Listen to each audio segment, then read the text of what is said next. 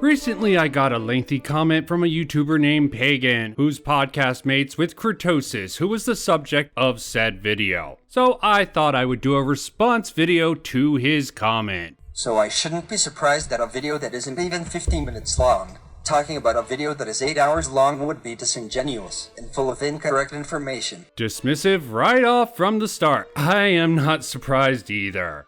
Disingenuous seems to be a constant in Creetosis' vocabulary, so I don't see why it wouldn't extend to his friends. You start the video off claiming that Creetosis is poisoning the well by saying he will be returning to the same point multiple times throughout the video, to which you said it's just kicking the can down the road and is putting the burden of proof on Matt. Okay, a solid claim that I can check on. I'm gonna add subtitles for the hearing and ethically impaired. Here, Creed is leading the audience to believe he'll have an argument to counter Miniature Nerd's claim later on in the video in a rather mocking manner. Some people like to call this poisoning the well. I just like to call it kicking the can down the road because it's really more of a neutral and fun way of framing this rhetorical technique. I can't totally agree with Creed's reaction here, at least to this, because instead of saying something like, bolstering your pitch with a display of ignorance is not that great of an idea, or something else to that degree, he kicks the burden of proof down the road again, and then follows this up with a display of how pointless a observation like this is by showing he can do the same exact thing as John. And I can't see what purpose it serves besides adding, that sprinkle of negative framing to his video. I will agree I could have been a little bit better with my wording here, but with the subtitles it should be easy to understand that I was not saying Creed was kicking the burden of the proof to Miniature Nerd. What I was saying is that Creed was kicking the burden of the proof to a later point in the video, after he said Megaton was totally nonsensical, but I'll have to wait just a little bit longer to get into that and stuff like that. So Pagan's comment is proven to be incorrect with this. To be fair, mocking Megaton might be second nature to this group of friends, so they might not see how this could be seen as poisoning the well, at least in rhetorical terms. This makes me wonder if both Creetosis and Pagan only see words as a way to win, instead of a expression of ideas between people. So I'm going to assume you just don't know what the term poisoning the well means, as referencing a point later, which Creetosis does discuss later multiple times, doesn't fit the definition of poisoning the well. Pagan is most likely using the strictest possible definition of poisoning the well here to sort of belittle me. Why, I can't say for sure, but it seems pretty obvious it's because he is on a podcast with Creetosis. I might not have a favorable viewing of Creetosis, but I am trying to honestly just try to see if the actual definition, which should be on the screen, can be applied to what Creed is saying. And frankly, I believe it does.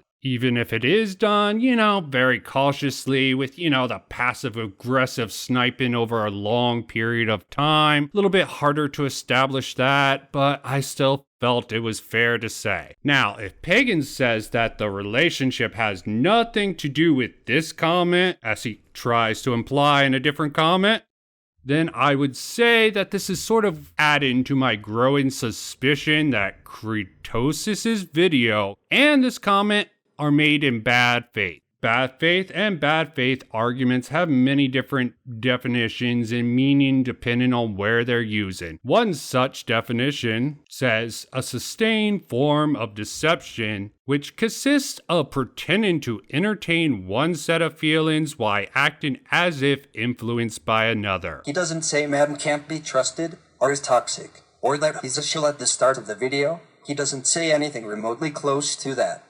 He also doesn't put the burden of proof on Madden solely, although sometimes Madden does make some claims with no evidence or gets the evidence wrong. He covers everything he brings up in detail.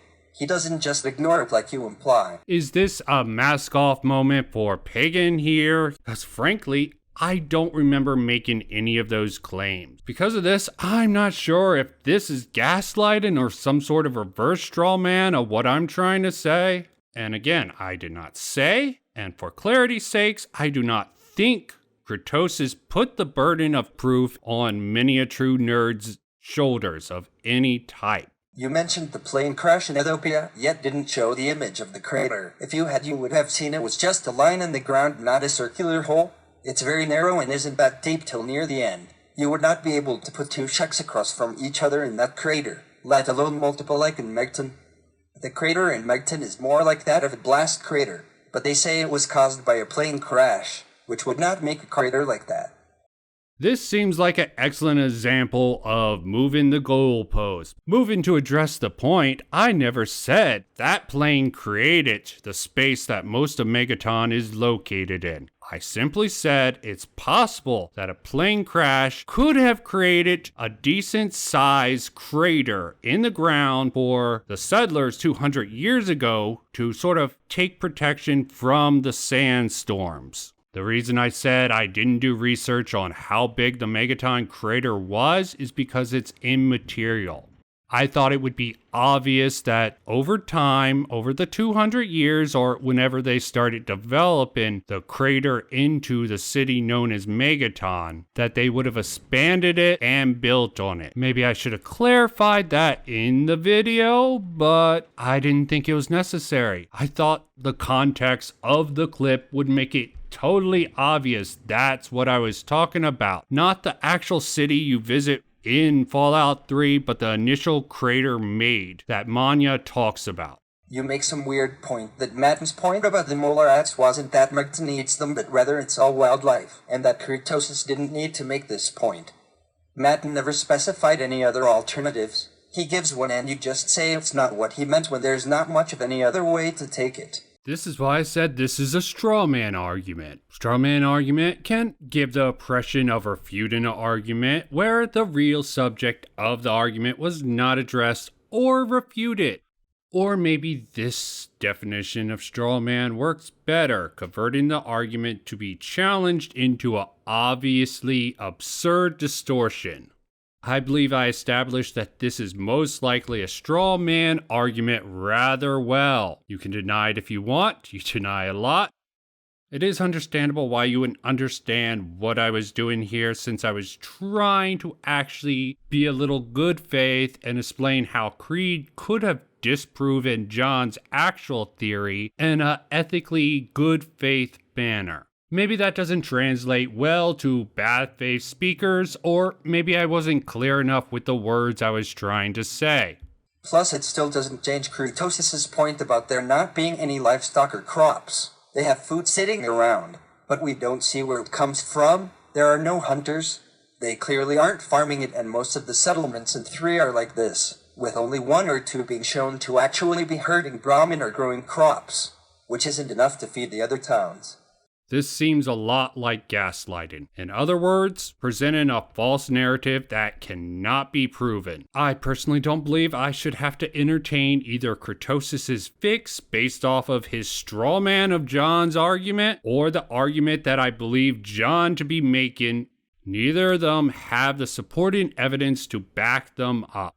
You do not let bad faith actors set the rules of how you want to make your own argument, especially in this monologue setting that they won't actually get in a discussion with anyone who disagrees with them. Another sign of bad faith, when they won't discuss the points, shut down the conversation and assert their right and you're disingenuous. Sort of a tip-off of that bad faith thing. You call Creetosis' argument a straw and then invent a meaning behind Matten's claim that he never gave. Then you cut out and ignored the other points like what I just mentioned to say he just hyper-focused on the point about molar rats, when all he did was address it, and then you cut out the other stuff like what I just mentioned above. So you could say Megton is a trading hub, so that's how they get their food, case closed. But that doesn't explain anything. That just begs more questions than answers. Again, I don't care about countering arguments built on the back of straw men and gaslighting, which gaslighting part I have not sustained, but a high likelihood since I am fairly certain this is bad faith argumentation. For John, I tried applying a good faith reading of the words he used. He was the one on the defense with really no way to respond and probably no reason to. Yeah, I guessed at the point he was trying to make or say, and then I pointed out the reasons I believe it was incredibly flawed. This comment does not even bring up the fact that I disagreed with actually John's theory on how Megaton gets its food. And that leads me to believe that Pagan's motives are very clear. He's here to defend my criticisms against Creed, just Creetosis, not John, and that's it. Now, if Pagan made this seem like he was just defending his friend, then I might give him a pass on this. I understand you want to protect your friends. Perfectly normal thing for people to do. But from the framing he was presenting, it sort of made it out to be that this is just some sort of unbiased criticism of my video. If he's using that, that fits the definition of bad faith entirely. Pretending to have one belief set, why really having another for a particular motive. And the motive should be clear to anyone who isn't as biased as him. Moral of the story, Matinen's theory did not have the evidence to support it. I didn't have to actually use bad faith. One could even say I steelmanned his claim and still came to that conclusion. Just to be clear, that conclusion was that John's theory on the issue was most likely totally and utterly wrong. You randomly point out what you think should be considered recent, even though it doesn't need explaining in this context. It hasn't spread to the rest of the wasteland, so it can't have been around long enough to do so, and next to no one outside of it even knows about it. So it can't be used as an example of plant life in the wasteland. So I randomly pointed out something I thought should be given more context. What the hell is the problem with this? I'll tell you the problem. He's either reading into my motivation on this, or he just had to refute it since it was a claim that could be used against Creed. Again, this is another point of bad faith argumentation, attacking every point, even if it's an unimportant one. Something that Creed does a lot. You then point at dead grass and call it a food source. A food source for the cow-like mutated two-headed animal called the Brahmin, an insect life that was in Mr. Caption's no food chain theory. That is it. I'm sorry, but no. Grass being there doesn't make it a viable food source. Dead and dormant grass cannot sustain life on a scale that would be needed like what we see in the capital wasteland. You also claimed there was no proof provided by Mr. Caption or Creetosis for this argument, even though they clearly show all the dead grass and the fact there's next to no living plant life anywhere, and your supposed proof is the dead grass. Grass doesn't stay dormant after 200 years, and if it did, it wouldn't have the nutrition required to sustain life.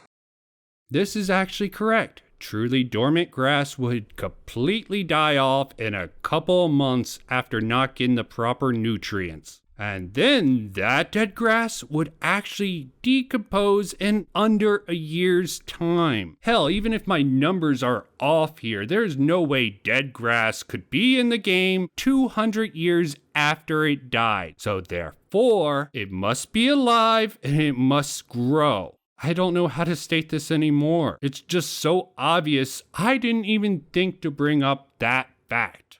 You're looking at the wiki and saying, see, this outside source says there's plant life. Doesn't make it true. The game doesn't show us that, and the theories we can think up don't excuse the problems. Also, I love how you got upset at Creetosis for appealing to common sense, then try to apply the same thing in your argument. It's basic logic that I can see the grass. So therefore, that must mean it's alive and well. Even though nothing in the game supports that idea, it's okay for you to make claims with no proof, but you'll still accuse others of doing it anyway. People don't complain about the dead trees being dead because they are still there. They complain about it because there are no new ones. They're all dead outside of the ones we see in Oasis. Again, during the Trader and Hunter segment, you claim Creetosis is strawmanning Matten's arguments, because he points out why they don't make sense, and how nothing in the game supports the argument. Then you claim he's using anecdotal evidence, when that's all your arguments have been. You haven't showed a single piece of evidence presented by the game itself so far, yet keep claiming that's what the opposition is doing while cutting out massive sections of the video that show they are putting more thought into it than you are showing. Billy Creel and Moira's statements about the town being supplied by traders doesn't disprove Creetosis' point. The Hunters are never shown or claimed to do business with the caravans or towns, and there isn't enough towns growing their own food to support the other towns via the traders. You are taking isolated dialogue as proof of something that is not shown anywhere else in the game and doesn't make logical sense given the scale. I'm not going to dismiss him despite his lack of evidence, even though that's all you've done even with evidence. This seems like just some more gaslighting. I gave my reasoning for not accepting Creed's claim as actually being evident, mainly because they were held together by an assortment of different fallacies, and I saw no sign of any good faith being applied anywhere. And really dismissing the wiki and in-game dialogue is really some bad faith argumentation. Just keeps on piling up. That's how bad faith goes. Attack, attack, attack. You outright lie in your next point. Okay, negotiations break down here. I thought it was clear enough in my video, but obviously your bias is just so set against anyone who opposes your opinion. You want a proof of a lie? Here. I also want to point out that in Fallout 3 is Better Than You Think, many a true nerd specifically said you can't speech your way through Rescue from Paradise, and now that he just said you can. Yep. So. Let's check that. So, many a true nerd specifically said you cannot speech your way through Rescue for Paradise. Now he says you can. He contradicted himself. How dare him?